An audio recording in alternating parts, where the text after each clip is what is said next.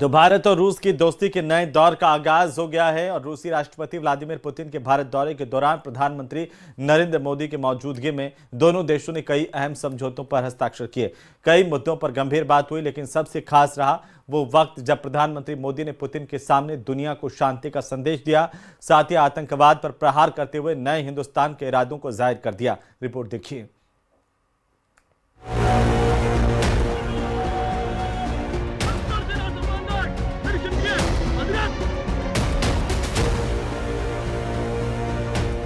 भारत के प्रति इस गहरी मित्रता और अटूट प्रतिबद्धता के लिए मैं राष्ट्रपति पुतिन का, मेरे मित्र का हृदय से आभार व्यक्त करता हूं।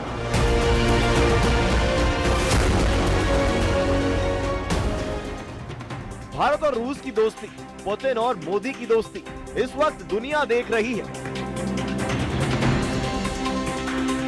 भारत दौरे पर पुतिन का ग्रैंड वेलकम हुआ। राष्ट्रपति भवन में गार्ड ऑफ ऑनर दिया गया। इसके बाद बारी आई हैदराबाद हाउस की, जहां पीएम मोदी और राष्ट्रपति पुतिन के बीच द्विपक्षीय वार्ता हुई। कई अहम मुद्दों पर चर्चा हुई, साथ ही कई अहम समझौतों पर हस्ताक्षर भी हुए भारत और रूस के बीच। कोऑपरेशन और माइग्रेशन पर एग्रीमेंट हुआ। अस्थायी श्रमिक गतिविधियों पर समझौता हुआ। हेल्थ केयर और मेडिकल एजुकेशन पर समझौता हुआ। फूड सेफ्टी और स्टैंडर्ड्स पर एग्रीमेंट हुआ। पोलर शिप्स और मैरीटाइम कोऑपरेशन पर समझौता हुआ। साथ ही फर्टिलाइजर पर एग्रीमेंट हुआ। फ्रेंड्स, पिछले 8 दशकों में विश्व में अनेक उतार चढ़ाव आए हैं। मानवता को अनेक चुनौतियों और संकटों से गुजरना पड़ा है और इन सब के बीच भी भारत रूस मित्रता एक ध्रुव तारे की तरह बनी रही है। परस्पर सम्मान और गहरे विश्वास पर टिके ये संबंध समय की हर कसौटी पर हमेशा खरे उतरे। हैदराबाद हाउस में रूसी राष्ट्रपति व्लादिमीर पुतिन के साथ द्विपक्षीय बातचीत में प्रधानमंत्री नरेंद्र मोदी ने आज पूरी दुनिया को बहुत बड़ा संदेश भी दिया। रूस यूक्रेन युद्ध का जिक्र करते हुए पीएम मोदी ने कहा कि भारत तटस्थ नहीं बल्कि शांति के पक्ष में है। मोदी ने कहा, दुनिया ये न समझे हमारा कोई पक्ष नहीं, हमारा भी एक पक्ष है और वो है शांति का पक्ष। रूस के राष्ट्रपति पुतिन ने भी प्रधानमंत्री नरेंद्र मोदी की तारीफ की और रूस यूक्रेन के बीच शांति स्थापित करने के प्रयासों के लिए उनका धन्यवाद किया। कहा है कि भारत न्यूट्रल नहीं, भारत का पक्ष है और वो पक्ष शांति का है। हम शांति के हर प्रयासों का समर्थन करते हैं और हम शांति के हर प्रयासों के साथ कंधे से कंधा मिला करके खड़े हैं। And at the same time, a very substantial talk. And we share a great deal of details about the events taking place in Ukraine. We are aiming together with some partners, including the United States, on a possible peaceful settlement. Thank you for the attention aimed at finding a solution to this situation. Bharat रूस के साझा बयान में प्रधानमंत्री नरेंद्र मोदी ने आतंकवाद का भी जिक्र किया और कहा कि आतंकवाद के खिलाफ वैश्विक एकता बड़ी ताकत है और आतंकवाद मानवता मूल्यों पर प्रहार है। आतंकवाद के विरुद्ध लड़ाई में भारत और रूस ने लंबे समय से कंधे से कंधा मिलाकर सहयोग किया है।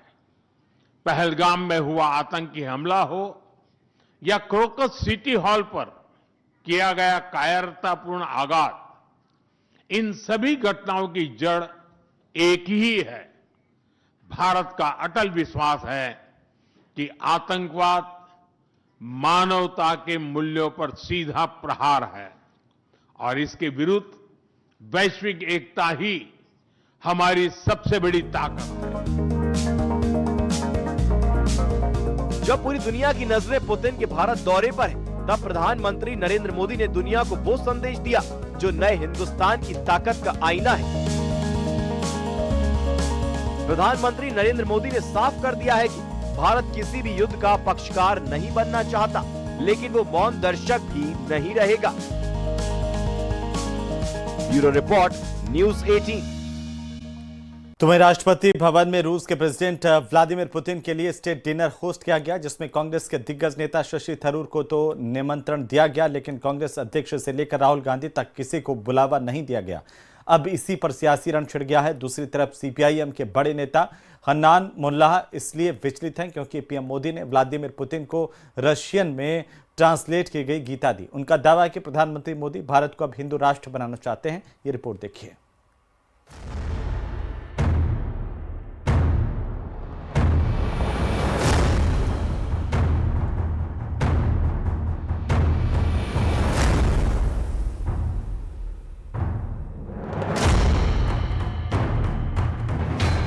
एलओपी के साथ जो भी बाहर से आते हैं उनकी मीटिंग होती है। ये वाजपेयी जी के टाइम होता था, मनमोहन सिंह जी के टाइम होता था, ये ट्रेडिशन रहा है। बट मोदी जी इस नॉर्म को फॉलो नहीं करते हैं। प्रोटोकॉल होता है, कोई भी विजिटिंग डिग्नेटरी एलओपी से मिलते हैं और रिक्वेस्ट करते हैं तो मिलते हैं। अब भगवान जाने किस बात का डर के रूस के राष्ट्रपति पुतिन की भारत यात्रा के ऐन पहले राहुल गांधी ने एक विवाद छेड़ा।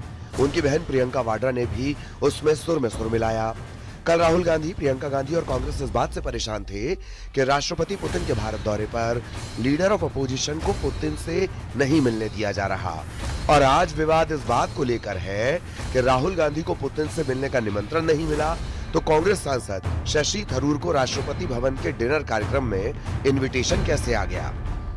बड़ी खबर यह है कि राष्ट्रपति भवन में पुतिन के सम्मान में आयोजित स्टेट डिनर के लिए कांग्रेस सांसद शशि थरूर को भी निमंत्रण मिला है। शशि थरूर कांग्रेस के अकेले ऐसे नेता हैं जिन्हें राष्ट्रपति भवन में आयोजित इस डिनर में बुलाया गया। सूत्रों के मुताबिक इस कार्यक्रम में राहुल गांधी या कांग्रेस के किसी भी नेता को नहीं बुलाया गया, सिर्फ शशि थरूर को ही निमंत्रण मिला है। अब इसी पर सियासी घमासान है। देखिए, विदेश कार्य समिति के अध्यक्ष के रूप में मुझे बुलाया गया तो मैं क्यों नहीं जाऊँ? ये तो मैं हमारे फर्ज से जाता हूँ। जिन्होंने इनविटेशन दिया उन्होंने भी कमाल किया और जिन्होंने इनविटेशन लिया वो भी कमाल कर रहे हैं। प्रोटोकॉल ये है कि जब किसी विदेशी मुल्क का हेड ऑफ द स्टेट आता है तो वो भी मिलने की इच्छा जाहिर करता है कि उसको अमुक अमुक नेताओं से मुलाकात करनी, जिसमें नेता प्रतिपक्ष भी होते हैं।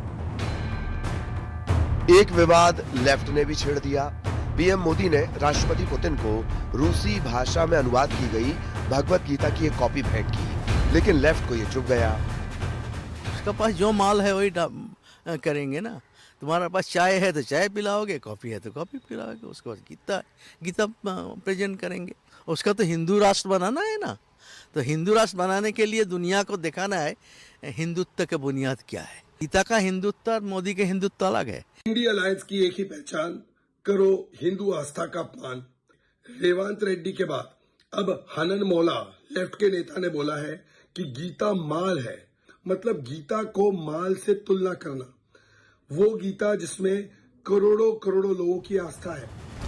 अब सवाल यह है कि जब एक बड़ा विदेशी मेहमान भारत यात्रा पर है और इस यात्रा के बीच क्या विपक्ष की ये सियासत उचित है? Bureau report, news 18।